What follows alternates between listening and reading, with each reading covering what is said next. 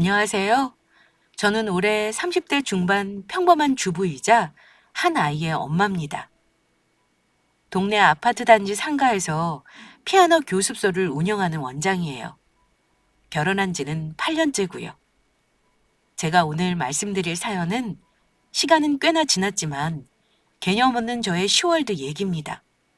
시가 식구들과 사이가 안 좋으면 좋았던 부부관계도 나빠지고 급기야 이혼을 선택하는 분들도 주위에 꽤나 많지만 다행히도 저는 남편과는 사이가 좋은 편입니다. 물론 이혼도 하지 않았고요. 우리 부부는 신혼초에는 엄청 힘들게 시작했어요. 저희 친정엄마 반대 무릅쓰고 결혼했고 친정엄마 가슴에 대못을 박은 딸입니다. 엄마가 피눈물을 흘리면서 말렸는데도 고집부리며 결혼했기 때문에 힘들게 살아도 친정 도움을 요구한 적이 없어요. 지금에서야 드는 생각이지만 결혼할 때 반대하신 거에 상처를 받았다는 이유로 결혼 생활 내내 힘든 저에게 도움을 주려고 하셨던 친정 엄마의 마음을 계속 거절한 게 얼마나 죄송스러운지 몰라요. 저는 오기 때문이라도 친정 엄마에게 보란 듯이 잘 사는 모습 보여드리려고 사는 동안은 연락도 거의 하지 않고 지냈습니다. 어쨌든 엄마도 기대가 많았던 제가 별 볼 일 없는 집안으로 시집가는 게 마음에 안 드셨을 겁니다. 그래도 내가 잘 살고 행복하면 그만이다 싶었는데 결혼해서 살며 느낀 건 어른들이 반대하는 데는 다 이유가 있다는 말이었어요. 친정엄마는 예비사위가 착하고 성실한 것과는 별개로 시가 식구들 때문에 제가 너무 힘들 것 같다고 결혼을 많이 반대하셨습니다. 남편을 처음 소개할 때부터 싫어하셨던 건 아니고요. 상견례 하고 나서 엄마가 시어머니와 시누이가 보통이 아니라며 기함을 하셨어요. 너 엄마가 딱 보면 네 결혼 생활 고단한 게 눈에 다 보여. 엄마가 그 집안 형편이 어렵다고 무조건 반대하는 거 아니야. 돈 없는 건 죄가 아니다만 그러면 며느리감한테 그런 식으로 양심 없이 바라면 안 되는 거지. 최서방도 그래. 그 집에서 누나랑 어머니한테 찍소리도 못하는 것 같은데 네가 힘들 거 뻔해. 엄마는 너 이 결혼 못 시키니까 그런 줄 알아. 엄마, 안 그래도 최서방이 엄마 기분 상하신 것 같다고 자기 어머니한테 다시 말씀드려 본대요. 예단 목록을 그렇게 적어 오실 줄은 자기도 진짜 몰랐다잖아요. 내 인생이니까 내가 책임질게요. 뭘 보태달라는 것도 아니잖아요. 그냥 결혼만 허락해줘요. 내가 허락 안 해주면 너 결혼 안 할 것도 아니잖니. 세상에. 어쩜 예단 목록을 사돈의 8쪽까지 적어서 상견례 자리에 가지고 오는 법이 어딨어. 자기 아들 별 볼 일 없으면 너를 고맙다고 그냥 모셔가도 모자랄 판에 네가 친정아빠가 없는 게 흠이니? 네가 어디 아빠 없이 큰 애야? 네 시어머니 보니까 딱 너를 무시하는 게 보이는데 내가 그런 집에 너를 어떻게 보내? 엄마, 그래도 최서방이 나한테는 정말 잘하는 거 알잖아. 엄마도 시어머니한테 할 말 다 하셔놓고는 뭘 시어머니도 엄마 하는 말에 엄청 당황하시는 거 못 봤어? 암튼 이 문제는 최서방이 해결한다고 하니까 엄마가 이번만 마음 풀어줘요. 엄마는 상견례 때 이미 시모 때문에 마음이 상할 대로 상하셨습니다. 가뜩이나 제가 데려온 신랑감이 엄마 눈에 안 차서 마뜩찮았지만 제가 좋아하는 사람이라고 하니 허락하셨고 상견례까지 하신 건데요. 친정엄마는 반대하는 마음을 줬고 사위를 믿고 저를 맡기려 하셨던 것 같습니다. 사실 저희 친정집은 남편 집에 비할 바가 아니게 잘 사는 편입니다. 문제는 시댁에서도 그걸 아셨다는 것과 제가 아빠가 없다는 걸 약점이라고 여기셨다는 겁니다. 그래서인지 시어머니는 상견례 때 예단이나 혼수를 황당하게 요구하셨습니다. 그러면서 자기 아들이 저보다 한참 모자라다는 식으로 말씀하시면서 그 정도 해오는 게 당연하다고 하셨어요. 그거 듣고 엄마가 참다 못해 시어머니께 싫은 소리를 좀 하셨습니다. 그러다 보니 상견례 자리는 분위기가 싸늘했고 상견례 때 시어머니와 시누이의 언사를 보고는 다시 결혼을 생각해보라고 저를 말리신 거죠. 하지만 자식 이기는 부모 없다는 말이 진리이긴 한가 봅니다. 반대하는 엄마의 의지를 꺾고 결국은 제가 좋다는 사람이랑 결혼했으니까요. 우리 친정집을 간단히 말씀드리자면 이래요. 저는 남매 중 첫째이고 남동생은 미국에서 자리 잡고 거기서 결혼해 삽니다. 아빠는 저 대학 졸업반 때 갑자기 돌아가셨는데 아빠가 안 계시다고 해서 집이 어렵지는 않았어요. 아빠가 엄마 앞으로 남긴 부동산이랑 재산이 꽤 있었고 엄마도 집에서 살림만 하신 분이 아닙니다. 엄마도 교육 사업을 오래 하신 분이라 굳이 말하자면 친정은 잘 사는 편이에요. 친정이 여유가 있다 보니 엄마도 시댁 형편만 좀 받쳐주고 남편이 이만저만 하면 원 없이 해주고 싶다고 하셨지만 시댁이 너무 뻔뻔하고 염치가 없다며 걱정을 많이 하셨어요. 게다가 남편이 다니는 회사는 제조업이었는데 3교대를 한다는 것도 엄마는 안 좋아하셨습니다. 그러니 예비 사위가 와도 잘해주는 게 아니고 문전박대까지는 아니어도 늘 서운한 마음이 들게 하셨어요. 그래서 결혼 날짜를 잡고 나서 엄마랑 저랑 엄청 말다툼했습니다. 엄마, 어차피 사위로 받아들이신 거면 이제는 마음 열고 사위로 대해줘요. 왜 자꾸 최소번 구박하는 건데요? 이제는 그만할 때도 됐잖아요. 엄마도 시간이 필요해서 그래. 너도 나중에 딱 너 같은 딸 낳아서 한번 키워봐라. 그래 엄마 마음이 어떤지 이해를 하지. 나중에 결혼 안 말렸다고 엄마 원망이나 하지 말어. 그럼 원망할 일 없어. 우리 집에 돈 많다고 내가 돈이 많은 건 아니잖아. 나도 돈 많은 친정 빼놓고 보면 잘난 것도 없어요. 엄마 자꾸 이러면 나 친정 오는 거 힘들어. 엄마와 딸이라는 관계가 그런 것 같아요. 누구보다 친구 같은 관계이기도 하지만 또 누구보다 상처를 주기도 하는 관계예요. 저는 친정 도움 하나도 받지 않고 결혼까지 어찌어찌 했지만 자리 잡을 때까지 한동안 친정 식구들과 연락을 안 하고 살았습니다. 네, 저도 압니다. 구독자분들이 저 못된 딸이라고 욕하실 거 무릅쓰고 털어놓는 겁니다. 미리 말씀드리면 훗날에 철없는 딸 때문에 마음 아프셨을 엄마에게 진심으로 죄송하다고 말씀드릴 기회가 있었어요. 만약 그조차도 못했다면 정말 두고두고 마음 아플 뻔했죠. 결혼하고 보니 엄마가 왜 그리 반대하셨는지 알만한 상황이 펼쳐지긴 했습니다.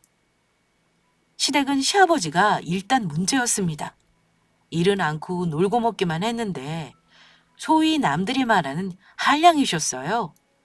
집안일에는 도무지 관심이 없으셨어요. 남편 말로는 자기 아버지가 평생 어디 나가서 월급 받아오는 걸 본 적이 없다고 하더군요.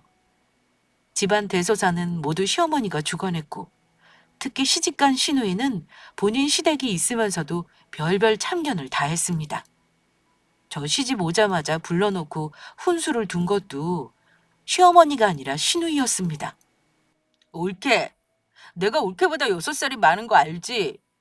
그러니까 나를 이 집안 어른 중에 하나라고 생각하고 집안 대소사는 나랑 상의하도록 해. 우리 엄마는 마음이 약한 사람이라 아마 올케한테 싫은 소리 못 할 거야. 결혼할 때 우여곡절 많아서 우리 식구들 엄청 속상했던 거 다 덮고 넘어갈 테니까 이제부턴 잘해. 내가 지켜볼 거야. 올케, 네가 잘 사는 건 알지만 내 동생도 우리 집안 귀한 아들이야. 이제 우리 식구 됐으니까 앞으로는 친정보다는 우리 식구들 잘 챙기라 믿을게. 그래. 우리 아들이 너 아니면 안 된다고 해서 결혼을 시켰다만 나도 네 친정엄마 때문에 얼마나 자존심 상했는지 말도 못해. 네가 얼마나 잘난 집안에서 컸는지 모르겠다만 이제는 아무리 잘났어도 내 며느리다. 그러니 분란 만들지 말고 네 신랑 내조 잘하고 살림 잘하고 살아. 시집 오자마자 군기를 잡는 건지 아님 결혼할 때 우리 친정엄마와 기싸움한 거 화풀이를 하는 건지 모르겠지만 저런 식으로 말씀하시니 저도 순간 당황한 나머지 네 하는 대답이 안 나왔습니다. 남편은 결혼 초반만 해도 제 편이나 시댁 편을 들기보다는 중간에서 사이 나빠지지 않게 중재를 하는 게 자기 임무라고 생각했나 봐요. 시어머니나 시누이가 하는 말을 듣고 제가 대답을 안 하니 남편이 제 대신 대답했습니다. 엄마, 누나, 이제 막 결혼한 사람한테 그런 말 하지 마세요. 우리가 알아서 잘할 테니까 군기 잡지 마시라고요. 엄마가 말씀 안 하셔도 이 사람 잘할 사람이에요.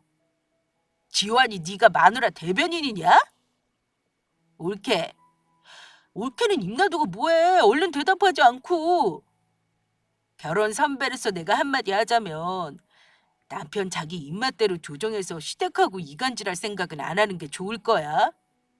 나도 결혼했지만 우리 남편하고 시댁이 얼마나 잘하고 사는 줄 알아? 내 말 기분 나쁘게 생각하지 말고 새겨들어. 내 동생이랑 올케 결혼할 때 하도 기우는 결혼이라고 말을 들어놔서 혹시나 올케가 우리 집안 우습게 할까 봐 하는 말이니까. 네, 형님. 그런 생각 안 하시게 저도 노력할게요. 에이, 친정이 잘 살면 뭐하나. 올케가 등 돌리고 사니까 우리 지환이한테 좋을 것도 없잖아. 나는 우리 지환이가 잘 사는 집 사이로 들어가면 대접받고 잘 살 줄 알았지 이렇게 문전박대 당할 줄은 몰랐다. 고작 26 새댁이 뭘 알겠습니까? 어쨌든 그때만 해도 남편과 신혼에 단꿈에 젖어 둘이 열심히 살면 좋은 일만 있을 줄 알았습니다. 하지만 없이 시작한 살림은 좀처럼 나아지지 않았습니다. 부모님 가슴에 대못 받고 결혼했으니 도움받은 것도 없었고 남편과 둘이 수중에 있는 돈으로 빚내서 집 얻느라 삶이 팍팍했습니다. 피아노를 전공한 저는 원래 학원을 차릴 생각으로 레슨이랑 교습을 병행하면서 돈을 모으고 있었는데요. 결혼 비용으로 쓰느라 여유가 없는 상황이었어요. 그래도 둘이 벌면서 악자까지 돈을 모으려고 했는데요. 정말 이상하게도 결혼하고 나서 우리 의지랑 상관없이 돈이 줄줄 새는 일이 참 많았습니다. 일단 주변에서 도와주지를 않았어요. 도와준다는 게 다른 걸 바라는 게 아닙니다. 우리 부부가 잘 살 수 있게 지켜봐주면 그게 도와주는 건데 시댁에서는 우리 둘이 버니까 형편이 좋은 줄 아시는 듯 했어요. 결혼할 때 도움받은 것도 없었고 빚내서 결혼한 거 뻔히 아시면서도 그러셨습니다. 게다가 시누이는 못 살지도 않아요. 본인도 부동산 운영하고 시누이 남편은 재활용 사업을 합니다. 흔히 말하는 고물상은 아니고 폐의류 수집해서 수출하고 파는 일을 하는데 꽤나 돈을 많이 번다고 들었어요. 자세히는 모르지만 시누이네 시댁도 부자라고 알고 있습니다. 그런데도 우리 결혼할 때 결혼 선물이라면서 전기밥솥 하나 사주시고 생색 엄청 내셨어요. 그때는 남편도 황당했는지 제 얼굴을 못 보더라고요. 와, 진짜 당신 누나 너무하신다. 아니 나한테는 시댁에 잘 살라고 엄청 시어른 노릇 해놓고 하나뿐인 동생 엄청 아끼는 것처럼 말하더니 밥솥 하나 사주신 거야? 아니 자기 누나 되게 부자라며. 친구가 결혼하는 것도 아니고 동생이 결혼하는 건데 이거 진짜 너무한 거 아닌가? 나도 큰돈 바란 건 아니었는데 황당하긴 해. 사실 내가 누나 결혼할 때 학생이라 돈이 없어서 결혼할 때 뭘 못 해줬거든. 누나가 그거 생각하고 그런 게 아닌가 싶고. 암튼 나도 너 보기 창피하다. 아, 우리 집 식구들은 왜 이리 인색한지 모르겠어. 너 볼라치 없다. 볼라치 없어. 남편이 하도 민망해 하길래 저도 뭐라 더 말을 하지는 않았습니다만 솔직히 말해 이 집안 식구들만 말만 씻고며 우리 가족이면 챙긴다고 하지 이렇게 가족끼리도 인색하다는 걸 그때부터 어느 정도 눈치는 챘습니다. 그뿐 아니라 신우이는 결혼하면 아들이 자식 노릇을 해야 한다며 우리 부부에게 시부모 챙기는 건 미루고 본인은 윗사람 행세만 하고 대접을 받으려고만 했습니다. 시댁 경조사요? 명절이며 생신이며 당연히 챙겼고 가족 모임이라고 할라치면 계산하는 거 한 번도 못 봤습니다. 그런데 우리 부부도 여유로운 형편이 아니었으니 매번 그런 돈 쓰는 게 부담이 될 수밖에 없었어요. 시어머니는 결혼 초반만 해도 제가 갈 때 빈손으로 가기 뭐해서 뭐라도 사들고 가면 우리 둘이 잘 사는 게 중요하다며 시댁에 너무 잘할 필요 없다고 마음만 받아도 된다고 초창기에는 그리 말씀하셨습니다. 하지만 언젠가부터 제게 편안하게 이것저것을 사달라고 요구를 하셨어요. 그러다가 나중에는 필요한 걸 사달라는 말만 하신 게 아니라 돈을 융통해 달라고까지 하셨습니다. 남편은 누나와 매달 얼마씩 시부모님께 용돈을 드렸음에도 시어머니는 꼭 저에게 비상금이 있으면 돈을 빌려달라고 하셨어요. 그것도 남편에게 말하지 말라면서요. 처음에는 큰 돈도 아니었어요.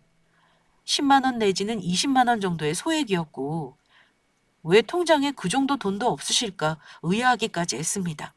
그러다가 간혹 큰 금액이 필요하다고 하실 때는 꼭 핑계를 대셨는데 본인이 필요한데 쓴다고 하는 게 아니라 다른 핑계를 대셨습니다. 예, 며느라. 지환이 외삼촌이 갑자기 허리 디스크 수술을 하는데 형편이 어려워서 급하게 돈을 빌려달라지 뭐니. 내가 아무리 끌어모아도 돈이 50만 원 정도 부족한데 오늘까지 좀 해줄 수 없을까? 어머니 드릴 수는 있는데요. 저도 빠듯하고 대출 이자만 낼 게 많아서요. 혹시 금방 돌려주실 수 있으세요? 그럼. 내가 설마 며느리 돈 떼어먹겠니? 일주일 내로 융통해서 줄 테니까 걱정하지 말어. 그리고 혹시나 해서 하는 말이지만 지환이한테는 절대로 얘기하지 말어라. 좋은 마음에서 시어머니를 배려해 드렸건만 시어머니는 실망감을 안겨주셨습니다. 돈을 빌려가실 땐 분명히 며칠만 사용하신다고 하셨는데 한 번도 약속된 날에 모든 금액을 돌려주신 일도 없고 무슨 카드 할부 결제하듯이 나눠서 갚는 일도 있었어요. 어쩔 때는 저만 속이 타들어가게 아예 빌려간 돈에 대해 언급도 없기도 했습니다. 저만 속앓이하며 고민하다가 남편에게 안 되겠다 싶어 말했어요. 여보, 나도 이런 이야기는 하기 싫은데 사실 자기 어머니가 빌려가신 돈을 갚지 않으셔. 혹시 잊으신 건가 해서 말씀드렸는데도 답이 없으시네? 어머니가 당신한테는 절대 말하지 말라고 했는데 나 혼자 속 끓이는 건 아니다 싶어서 말하는 거야. 금액이 적지도 않거든. 당신이 해결해 줄 수 없을까? 뭐? 우리 어머니가 당신한테 돈을 빌리셨다고? 아니, 내가 매달 누나랑 용돈 드리는데 무슨 돈을 또 드렸다는 거야? 당신은 그런 일이 있었으면 진작에 나랑 상의를 했어야지. 혼자 속앓이를 했어? 알았어. 일단 내가 알았으니까 당신은 이제 모른 척해. 내가 알아서 어머니랑 해결할게. 그랬더니 그때 처음으로 남편이 자기 엄마에게 싫은 소리를 하긴 했습니다. 제가 남편하고 어머니가 통화하는 걸 얼핏 들으니 남편도 시어머니에게 나름 서운한 게 많았더라고요. 가뜩이나 둘이 잘 살아보겠다고 발버둥 치는데 도움을 못 주면 놔두기라도 해달라고 화를 내기까지 했습니다. 어머니는 분명 기분이 나쁘셨을 거예요. 아마 신우이에게 바로 얘기를 하셨는지 남편은 신우이와도 말싸움을 했으니까요. 큰돈도 아닌데 가족끼리 별거 아니라고 할 수도 있지만 저도 그때는 피아노 레슨하고 남의 학원 강사하면서 월급 받는 처지라 수입은 많지는 않았어요. 아무리 저축을 하려고 해도 매번 돈 나갈 일이 생기니 쉽지가 않았습니다. 친정집과는 거의 연을 끊다시피 하고 살면서 시댁에 이 정도 했으면 할 만큼 했다고 생각합니다. 남편이 시어머니와 그 일로 다투고 나서 시어머니가 저에게 엄청 뭐라 하긴 했습니다. 하지만 저도 제 할 말 못하는 바보가 아니니 나름 할 말도 했어요. 올케! 내가 올케 우리 집 시집 왔을 때 제일 먼저 한 얘기가 뭔지 기억나지? 부모 자식 사이 이간질하지 말라고 했잖아. 엄마한테 듣자니까 큰돈도 아니면서 그걸 못 돌려받는다고 지원이한테 다 얘기했다며. 우리 엄마가 얼마나 자존심 상했겠어? 올케는 시어머니가 우습니? 왜 남편한테만 해서 모자 사이를 어색하게 만드는 건데? 형님, 형님도 우리 형편 모르시지도 않으면서 왜 그러세요? 그럼 형님이 어머니 돈 빌려주시지 그러셨어요? 저희 부부 돈 관리 제가 하는 것도 아니고 자꾸 펑크가 나는데 당연히 남편도 알아야죠. 어머니가 웃어서 말한 게 아니고요. 저도 힘들어서 그랬어요. 작은 돈도 모이면 큰 돈인데 어머니가 안 주신 돈이 벌써 300만 원이 넘는걸요? 그 돈 형님이 주실 거예요? 그랬더니 신우이는 갑자기 꼬리를 내리더니만 이러는 겁니다. 뭐 아무튼 앞으로는 어머니도 그런 일 없을 테지만 올케도 남편한테 시댁 문제 쪼르르 일러 바치는 건 조심해줘. 우리 어머니가 아무리 그래도 이 집 어른이야. 오죽하면 며느리 돈 빌려달라고 했겠어? 제가 남편에게 일러 바치는 게 아니고요. 둘이서 상의를 하겠다는 거죠. 앞으로 이런 일 있으면 남편이랑 같이 상의해서 결정할게요. 어머니가 얘기하지 말라고 하실 때 들어드린 건 금방 돌려주시겠다는 말을 믿어서 그렇게 한 거예요. 그러자 신우이는 할 말이 없는지 더 이상 저를 나무라지 않았습니다. 사실 애초에 시어머니가 며느리에게 돈 얘기하는 것부터가 황당한 거죠. 본인도 상식이 있으니 그걸 모르진 않았을 겁니다. 어쨌든 다행인 건 그 뒤로는 어머니가 저에게 돈 요구를 하는 일은 없었다는 겁니다. 빠듯한 형편에 우리 부부는 그래도 잘 살아보자며 아이 낳고 열심히 살았습니다. 물론 가장 큰 목표 내 집 마련이었기 때문에 이사 2번 더 다니면서 전세 보증금도 점차 늘렸어요. 그런데 하필 마지막에 들어간 집에서 큰일을 당했습니다. 분명 그 아파트 들어갈 때만 해도 담보대출이 없는 걸 확인했는데요. 아마 집주인이 우리랑 계약하고 나서 한참 후에 집을 다른 사람에게 팔아버린 듯 했어요. 그런데 문제는 승계받은 사람과 임대차 계약을 새로 하기도 전에 바뀐 주인이 대출을 받았고 우리는 집주인 대출에 대한 특약이 없었다는 겁니다. 주인이 대출한 돈을 갚지 못해 은행에서 그 집을 경매로 넘겼다는 소식을 듣는 순간 일이 났구나 싶었습니다. 여보, 우리 아무래도 전세금 날리게 생겼다. 우리 4년 동안 모은 돈 전부 없어지면 어쩌면 좋아.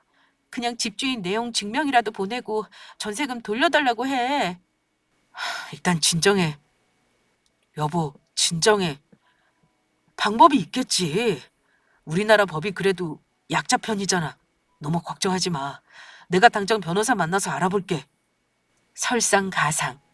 1년 후 이사갈 계획이 있었던 우리는 너무 바보같이 보증보험도 들지 않은 터라 우리 전세보증금 1억 5천을 고스란히 날릴 처지였습니다.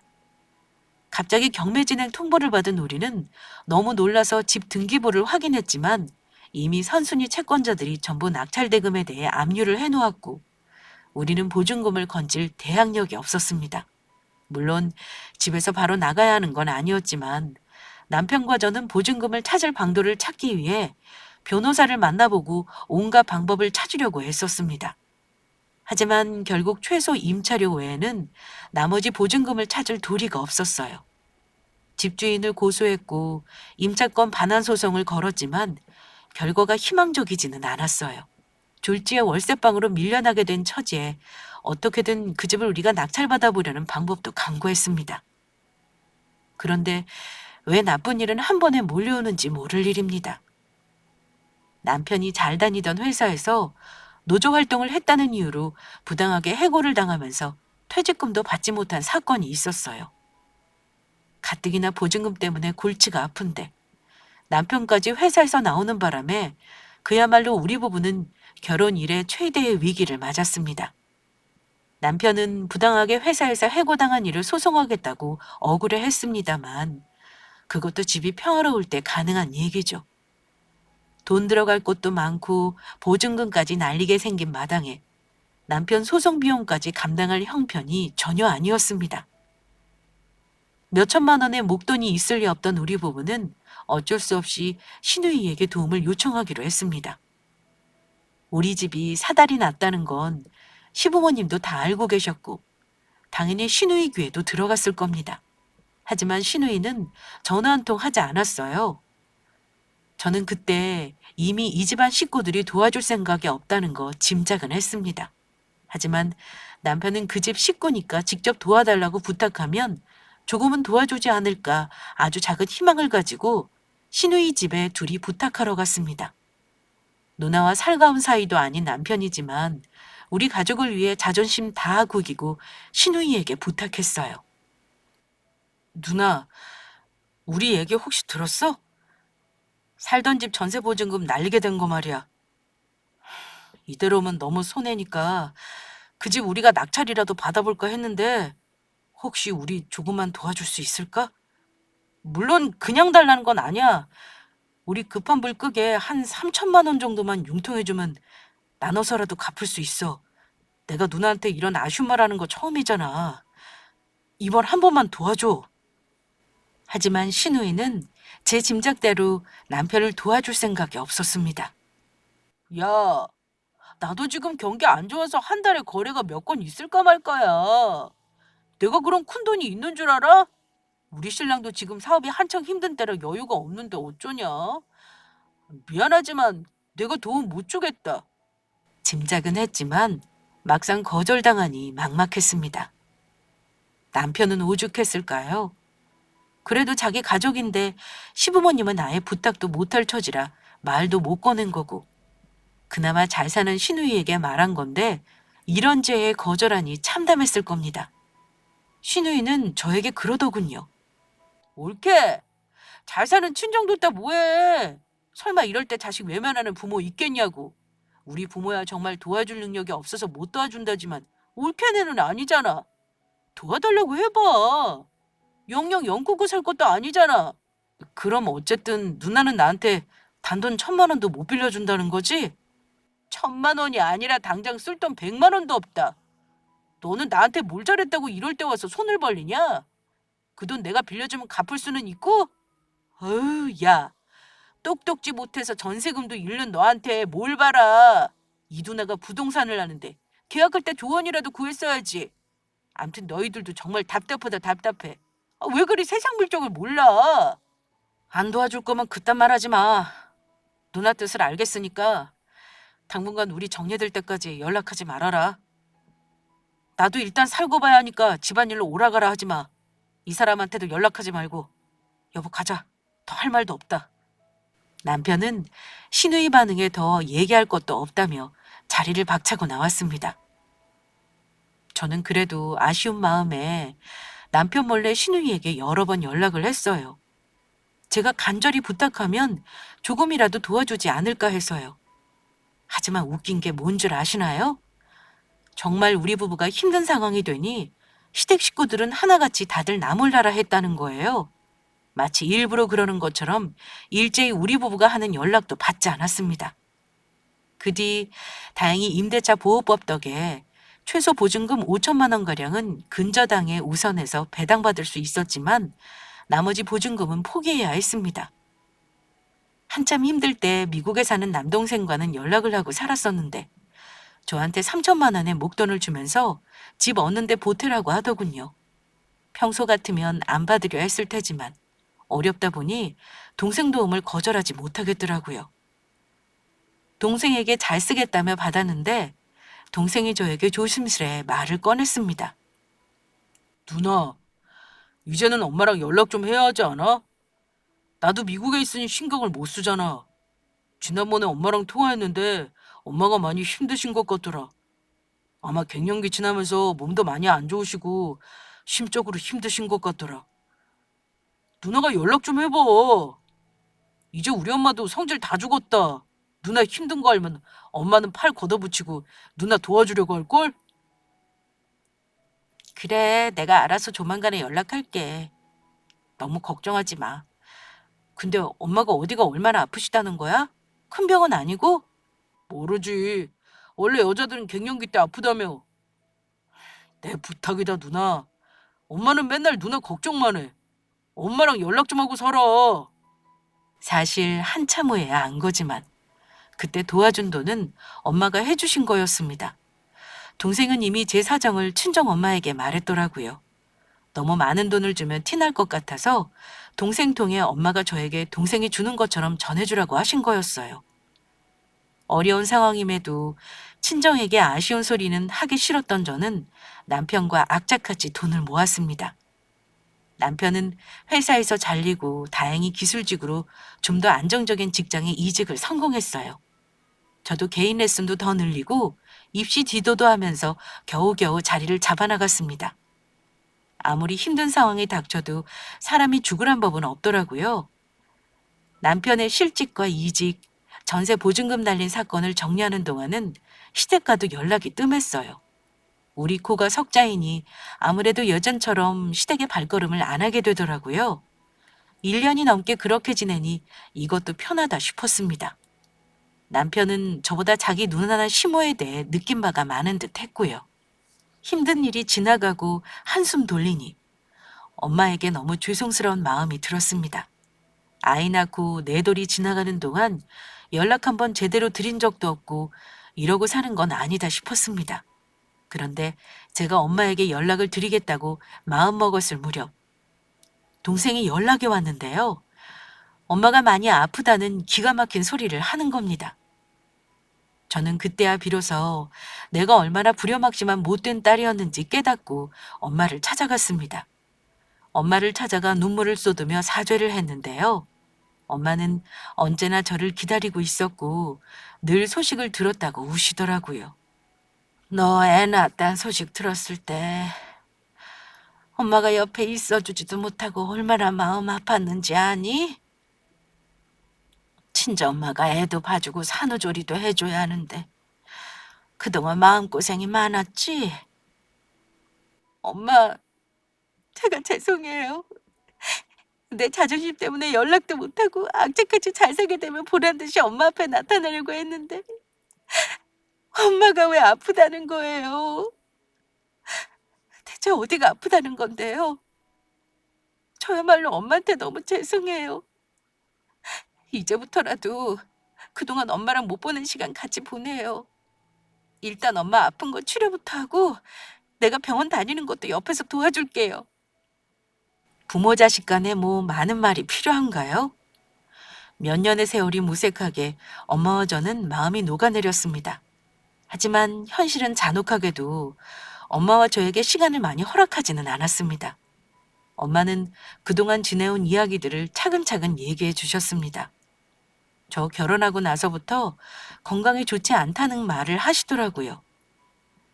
얼마 전부터 계속 속이 안 좋고 급격하게 간 수치가 높아지고 황달이 오는 바람에 급하게 검사를 했는데 담도암 진단을 받으셨다고요. 예후가 좋은 다른 암들도 많은데 이름도 생소한 담도암이라뇨. 저는 그날 엄마를 부둥켜 안고 용서를 빌며 얼마나 울었는지 모릅니다. 그날부터 엄마 항암을 위해 레슨도 줄이고 시간을 보내려고 노력했어요. 우리 남편도 그동안 엄마가 못한 걸 갚기라도 하듯이 저를 많이 도와줬어요. 엄마가 돌아가시기 2달 전부터 남동생도 한국에 들어와 같이 엄마 집에서 지냈습니다. 하지만 엄마는 이미 본인이 얼마 못 사신다는 걸 잘 알고 계시는 듯 이런 준비를 하느라 여념이 없으셨습니다. 은영아, 은호야, 엄마가 그나마 기력이 있을 때 엄마 재산이며 보험이며 다 알려줘야 하지 않겠니? 부동산은 처분이 어려우니 엄마 가고 나서 너희 둘에게 똑같은 지분으로 상속해 줄 거야. 현금 재산은 엄마가 병원비로 쓸 돈이랑 복지재단에 기부할 거고 빼고 미리 증여해 주마. 엄마는 아들이라고 아님 첫째라고 더 주는 거 없어. 둘이 똑같이 나눠줄 거니까 엄마 가더라도 남매 둘이서 꼭 사이좋게 지내야 한다. 동생과 저는 엄마에게 별소리를 다 한다고 아직 가시려면 10년은 더 있어야 한다고 너스레를 떨었지만 속으로는 얼마나 울었는지 몰라요. 결국 엄마는 반년을 못 버티고 돌아가셨습니다. 엄마는 참 강한 분이었기에 이렇게 급작스럽게 보내야 한다는 사실을 받아들이기가 힘들었어요. 엄마 말대로 저와 동생은 엄마에게 보증금이며 현금 주식 등등을 미리 정리해 증여받았고 그 금액이 부동산을 제외하고 대략 10억가량의 큰 돈이었습니다. 솔직히 저도 살면서 그렇게 큰 돈은 처음 봤습니다. 엄마가 세상을 떠났을 때 남겨질 자식을 생각하는 마음이 느껴지는 것 같아서 더욱 눈물만 났던 것 같아요. 통장에 찍혀있는 커다란 숫자를 보니 정말 엄마가 이 세상에 없다는 게 실감이 나고 엄마가 남겨준 유산은 쓰지 못할 것 같았습니다. 돈만 보고 있으면 엄마 생각이 나서 더욱 힘들었습니다. 결국 저는 엄마가 물려준 돈은 쓰지 않고 당분간 그대로 둘 작정이었어요. 엄마가 돌아가시고 나서 빈소를 차리니 시댁에 연락하기 싫어도 연락을 해야만 했습니다. 남편 역시 같은 생각이었는지 자기 가족에게 엄마 돌아가신 소식을 전했습니다. 솔직히 시가 식구들은 오셔도 그만, 안 오셔도 그만이라고 생각했어요. 그런데 장례 첫날, 어쩐 일인지 시어머니와 시아버지, 그리고 시누이까지 총 출동해서 엄마 장례식장에 왔더라고요. 그때만 해도 저는 고마운 마음이 조금은 있었습니다. 그래도 며느리 부모를 챙기는 기본은 하시는 분들이구나 하고요. 그래, 너 얼마나 힘들었니? 대충 얘기는 들었다만 사돈댁도 참 독하기도 하지. 어쩜 자식들에게 말도 안 하고 병을 키웠다니. 네가 속이 많이 상했겠구나. 장례 잘 치르고 얼른 기운 차려라. 그동안 저희 사느라 바빠서 연락 못하고 산 건 죄송해요, 어머니. 그렇지만 이해 좀 해주세요. 저랑 우리 연우 아빠랑 너무 힘들었거든요. 남편은 그래도 어머니가 저를 위로해 주시니 별다른 말 없이 묵묵하게 제 옆을 지켰어요. 그런데 분위기에 초를 치는 건 신우이였습니다. 밑도 끝도 없이 친정엄마 재산 얘기부터 꺼내더라고요. 그래, 옳게. 근데 상주가 옳게 남동생인 거야? 저기, 내가 하는 말 오해하지 말고 들어. 옳게는 엄마가 엄청 재산이 많다더니만 혹시 동생이랑 재산 문제는 원활하게 합의했나 싶어서 말이야. 정신없는 때일수록 옆에서 이런 문제도 신경 쓰는 사람이 있어야 하는 법이거든. 신우의 말을 듣고 저는 정신이 확 깨는 느낌이었습니다. 네? 그걸 형님이 왜 신경 쓰세요? 저희 가족이 알아서 하는 거죠. 이미 정리했으니까 형님은 신경 쓰실 필요 없어요. 아니, 옳게. 내가 알기로 올게 친정엄마 부동산만 해도 10억은 넘지 않아? 아니지. 10억이 웬 말이야. 서울 아파트 한 채 값이 10억은 훌쩍 넘잖아.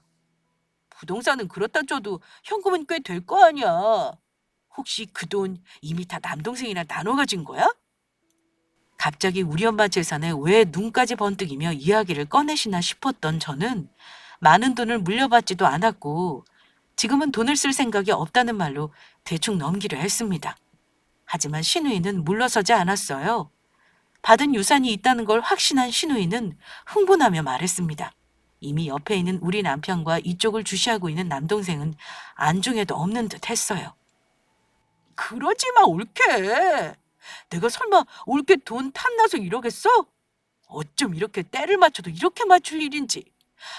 사실은 우리가 지금 너무 힘든 상황이거든. 남편 사업장에 불났다는 소식 못 들었지? 화재 보험금 타면 뭐해? 벌금에 사업 손실액 메꾸려면 몇 억이 손해인지 몰라. 근데 마침 딱 올케네 부고를 들은 거야. 나 그때 소름 끼쳤다? 어쩜 죽으라는 법은 없구나 싶더라. 부자인 올케네 엄마가 아무리 미운 자식이라도 재산 안 주실 일은 없을 거 아니야. 올케 물려받은 돈에서 한 2억만 우리 빌려줘. 남편 사업만 재개하면 그 돈 갚는 거 어려운 일도 아니야. 부탁 좀 하자, 올케. 내가 이런 소리 할 사람 지금 올케밖에 없어. 저는 말문이 막혔어요. 우리 엄마 부고를 듣자마자 돈 빌릴 생각을 했다는 걸 들으니 제가 소름이 돋더라고요. 시어머니는 옆에서 신우를 거들기까지 했습니다. 예, 치연아, 너 마누라 덕에 땡 잡은 거 아니니? 이참에 집도 이사 가고 빚도 갚고 다 하면 되겠네. 남은 돈으로 네 누나 좀 더 도와줘. 응? 엄마가 이렇게 부탁할게. 연우애미 너도 그동안 우리한테 서운했던 거 다 있고 네 신우 한 번만 도와다오. 그럼 너는 앞으로 우리 집에서 며느리 대접은 톡톡히 받을 거야. 저는 이 인간들이 이렇게까지 역겨운 사람들인 줄 이날 처음 알았습니다. 엄마가 돌아가셔서 제가 얼마나 힘들고 아픈지에 대한 위로를 하는 것이 아닌 그저 물려받은 유산에 대한 말만 하고 있더라고요. 어머니 입에서 며느리 대접이라는 단어를 듣는 순간 화가 치밀어 올랐습니다. 두 분 다 그만하세요. 오늘 장례식 오신 거 제가 물려받은 재산 탐나서 오신 거였네요? 2억이요? 웃기는 소리 하지 마세요. 저 그 돈 기부를 하면 했지 한 푼도 빌려드릴 생각 없어요. 저희 힘들 때는 나 몰라라 하시더니 엄마 돌아가시니까 당장 저한테 올 재산부터 계산하고 오시다니 정말 대단들 하십니다. 큰 소리 나기 전에 나가주세요. 여기서 더 하시면 제 동생도 가만 안 있을 거예요. 시어머니와 시누이는 옆에 있던 남편에게 한 소리 하더군요. 야, 지환아, 너 마누라가 이러는데 옆에서 찍소리 않고 뭐해? 내가 지금 많이 힘들다잖아. 너 설마 지난번에 내가 고작 몇 천만 원 안 도와줬다고 이러는 거야? 그런데 남편이 그 순간 갑자기 시어머니와 신우가 앉아있던 밥상을 발로 걷어차 버렸습니다. 와장창 소리와 함께 술병이 넘어지고 차려진 음식 접시들이 바닥에 떨어져서 난장판이 되었습니다. 장례식장에 손님이 많이 없었지만 다들 놀랐는지 일순간 말을 멈추고 남편 쪽을 쳐다봤어요. 충원이, 너 이게 무슨 짓이야? 네 누나 힘들다는데 도와주지는 못할 만정 상을 엎어? 시어머니는 남편에게 역정을 내셨지만 남편은 불같이 화를 내며 시모와 시누이에게 소리를 질렀습니다. 뭐? 돈을 내놔? 그것도 우리 와이프가 물려받은 돈을 장모님 장례식장에 와서 내놓으라고? 내 가족이지만 진짜 쪽팔려서 말을 못하겠네. 뭐가 어쩌고 어째요? 우리 집사람 돈으로 누나나 어머니한테 줄 돈 1원도 없으니까 그렇게 하세요. 그동안 내가 할 말이 없어서 연락 안 한 줄 알아요? 그냥 묻고 지나가려고 했어요. 이대로 연락 안 하고 살아도 그만이라고 생각했다고요. 근데 우리 힘들어 죽겠다고 도와달라고 할 때는 다들 잠수 탔으면서 우리 집사람 돈은 탐이 났어요. 어머니 당장 돌아가세요. 누나도 마찬가지야. 우리 집사람 누나한테 줄 돈 없어. 그 돈은 우리 와이프 돈이니까 나는 권리도 없는 거 잘 알 텐데. 당장 돌아가. 여기서 험한 꼴 보고 싶지 않으면. 남편은 시모와 신우에게 나가라고 소리를 질렀습니다. 어머니와 시누이도 엄청 놀란 얼굴이었어요. 그동안 큰 화를 내지 않고 사귀기만 했던 남편도 폭발을 한 거죠. 남동생과 남편은 같이 힘을 합쳐 시가 식구들을 장례식장에서 내보냈습니다. 본인들도 창피함은 아는지 그대로 군말 없이 자기 아들 손에 내쫓겼습니다. 그 뒤로 당연한 말이지만 시댁과는 아예 절연하게 되었어요. 저는 한동안 친정엄마 때문에 마음이 아파서 힘든 시간을 보냈습니다. 제가 잘못한 게 있으니 오랜 기간을 슬퍼하고 후회하는 것도 제 몫이라고 생각해요. 그래도 시간이 흐르니 조금씩은 마음의 짐을 덜어가고 있어요. 저는 엄마 장례를 무사히 치렀고 3년이 지난 지금까지도 엄마가 남겨주신 돈은 한 푼도 건드리지 않고 있습니다. 시누이요? 시누이는 결국 운영하던 부동산도 폐업하고 보증금까지 빼서 남편 사업 일으키려고 어떻게든 노력했다고 하는데요. 나중에 듣자니 시누이 남편 사업장 화재나면서 사람도 크게 다쳤다고 하더라고요. 아마 꽤나 큰 돈을 합의금으로 주느라 큰 돈을 쓰고 폐업했다 들었어요. 결국 집까지 팔고 시댁으로 들어갔다고 들었네요. 힘들게 살던 우리 부부는 점점 삶이 나아지더라고요. 온전히 저와 남편 힘으로 그동안 열심히 노력한 끝에 저는 작은 상가를 임대해 피아노 학원 원장이 되었습니다. 아직은 엄마에게 받은 큰돈이 있다는 사실 하나만으로도 든든하고 뒤에서 저를 지켜주고 있는 것만 같은 느낌이에요. 올해는 집도 살 생각이고 앞으로 우리 세 가족 행복하게 살고 싶습니다. 남편은 여전히 시모 신우와는 상종하지 않겠다고 하니 저 역시 그럴 생각입니다. 장례식장에서 저 대신 시원하게 화를 내준 남편에게 고맙고 자기 식구와 절연하겠다는 결단을 내려줘서 그건 역시 참 고마운 마음이에요. 오늘의 사연은 여기까지입니다. 저의 사연을 본보기 삼아 다들 가족과 사랑하며 용서하며 사시길 바랍니다. 특히 부모는 늘 자식의 편이지만 자식이 효도할 시간을 기다려주지 않을 수도 있다는 거 명심하시기 바라요. 우리 구독자분들은 저 같은 후회를 하지 않기를 바랍니다. 끝까지 들어주셔서 감사합니다.